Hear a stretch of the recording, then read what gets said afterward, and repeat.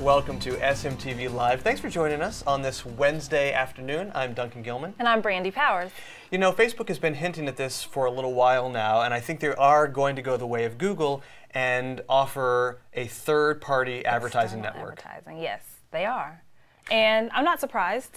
No, it's not surprising. I mean, this is really the next level in generating revenue for Facebook, is to be able to see those ads somewhere else. Yes, and Lord knows they need revenue. That's true. Well, we just reported earlier this week that the stock finally got back up to $25 per share, which is still well below the 38 that it opened with initially. Yeah. Do we know when it's going to start the external advertising site? There was an article here on Bloomberg Business Week, and I think there may be a rough date in here somewhere, but it's not clear when exactly it's going to roll out. Yeah, but I'm totally not surprised about that. No, not at all. I think this is going to happen eventually. So definitely will be interesting to follow this and see how it impacts businesses and social media managers wanting to take advantage of this for their clients. Yes, and what the overall community's feeling is about having it happen. Absolutely. You know. Did you happen to buy a Powerball ticket?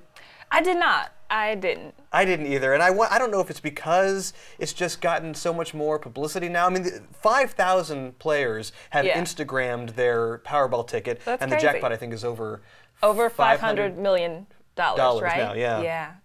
And so this is, with this many people actually talking about the jackpot, that's the most social media play the lottery has ever gotten. Ever, yeah. And I think as social continues to evolve and becomes the norm, we're going to keep seeing records set for everything from lottery to political elections and, I mean, everything. But that's crazy. It's just natural that this has become as big as it has, because that's the way social media is trending. With everything big, like you mentioned, social media is going to follow suit. Yeah. It is. The last story I wanted to bring up was this this Twitter account that was created specifically to correct grammar. Oh, right. What's the You're in America. You're in America bot. Well, first of all, it's called You're in America bot. The funny thing is, it's actually not a bot. No. I mean, they're listening for that particular phrase, You're in America, with the you're misspelled as Y-O-U-R. But it's really not a bot. You can see by some of these replies, this is someone actually replying, spelling optional, it's your. Tell your teach it's yours. So these are really crafted replies to this. This is very funny. I love it. So we've got a grammar vigilante going as You're in America bot. Right. That's so fun. The idea, the ironic part about this account, the reason it was started is because these tweets are often semi-racist tweets that say something like, you know, you're in America now, speak English. Speak English, That's the idea, to reply to misspellings of your, saying you should speak English. Right, so you're correcting someone who's not a native tongue to English, but spelling it correcting wrong. Correcting them incorrectly. But just funny. I definitely recommend checking out twitter.com/your, Y-O-U-R, in America, and checking out some of these very funny replies. We're here to help you out with your social media campaigns or answer any questions that you may have about Facebook, Twitter, LinkedIn, YouTube, your blogs, or Pinterest, whatever you're working on. Let us know. You can email us your questions to questions@splashmediau.com, or you can tweet us by using hashtag SMTVQuestions. Let's take a couple of questions from our viewers. Let's do it. Avery has a question for us. Avery wants to know, do you have any tips for putting a contact form on my blog? Yeah. You should definitely have a contact form, especially if you're selling anything, or if you want to give more information later. But the best practice for a contact form on a blog would just keep it short and sweet. Have only 2 fields that are required, namely the first name and the last if you prefer, and an email address. You could have other fields that could be optional, such as phone number or a blank box where people could leave a comment or more about their inquiry. But definitely make sure you have first name and email for the required fields on your blog. Yeah, that's great. The only thing I would add to that is also make sure that it's really easy to get to.